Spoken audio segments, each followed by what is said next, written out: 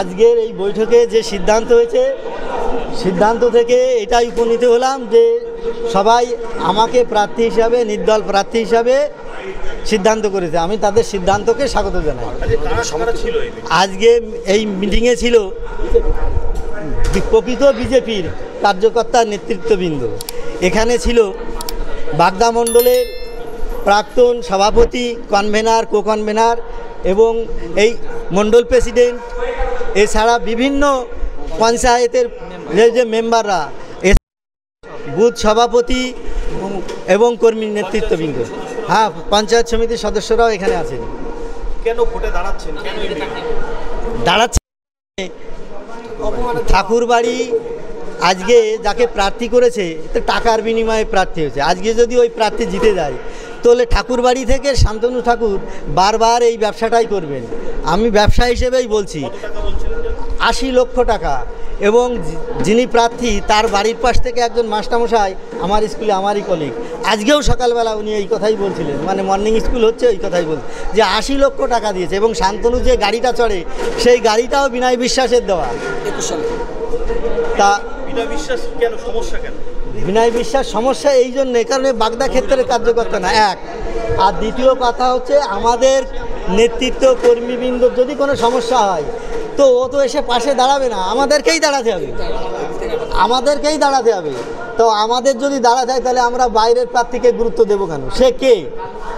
তাই আমরা, মানুষ চাইছে যে এখানকার প্রার্থী হোক, ভূমিপুত্র প্রার্থী হোক, এবং তাদের সিদ্ধান্ত অনুসারেই আমার নামটা উঠে এসছে। আমি তাই প্রার্থী হিসেবে নিজেকে আমি খুব ভালো মনে করছি আর কি। আমার পরিচয়, আমি সত্যজিৎ মজুমদার, উচ্চ মাধ্যমিক বিদ্যালয়ে শিক্ষকতা করি, গৌরীশাইল গৌরীপুর আনন্দ বিদ্যাপীঠের শিক্ষক, মাঝের গ্রাম। আমি 2001 সাল থেকে শিক্ষকতা করছি। এছাড়াও আমি সংঘের 3য় বর্ষের স্বয়ংসেবক, 2015 সালে নাগপুর থেকে সঙ্গে 3য় বর্ষ প্রশিক্ষণপ্রাপ্ত স্বয়ংসেবক। হ্যাঁ, আশাবাদী, 100% আশাবাদী আমরা জিতব। কারণ বাগদার যারা আছে, বাগদার লোক বাইরের প্রার্থী কাউকে চাইছে না, স্থানীয় চাইছে। এখানে প্রকৃত বিজেপিরা রয়েছে, সেই বিজেপিরা আমাকে সাপোর্ট করছে এবং তারাই আমাকে নেতা হিসেবে চয়ন করেছে।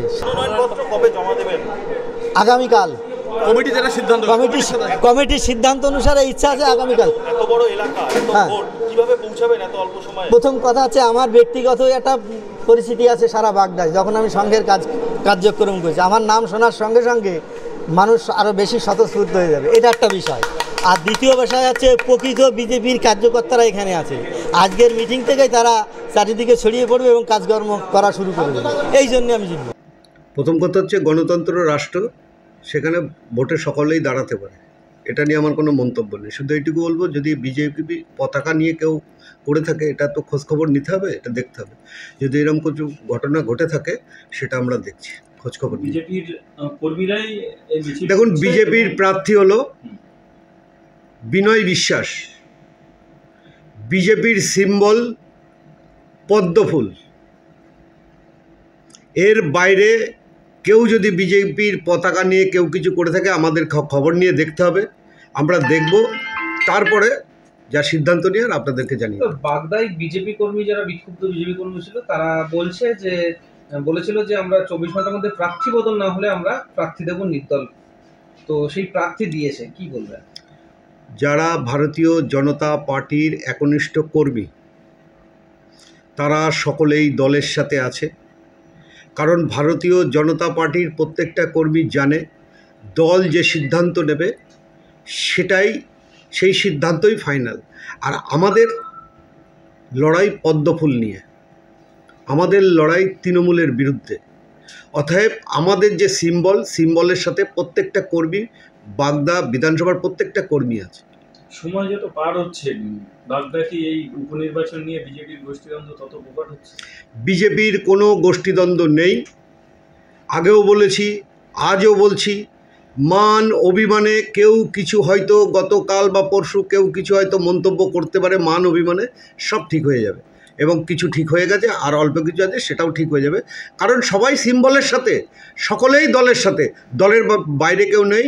আর একটা কথা আপনাদের মাধ্যমে বলে দিতে চাই, ওই বাগদার মাটিতে তৃণমূলকে রাজনৈতিকভাবে আগামী 10 তারিখে ভোট হবে, 13 তারিখে দেখবেন বাগদার মানুষ, সাধারণ ভোটার এবং ভারতীয় জনতা পার্টির প্রত্যেকটা সৈনিকরা মিলে ওদের রাজনৈতিকভাবে শহীদ করে দিয়েছে, দেখতে পাবেন।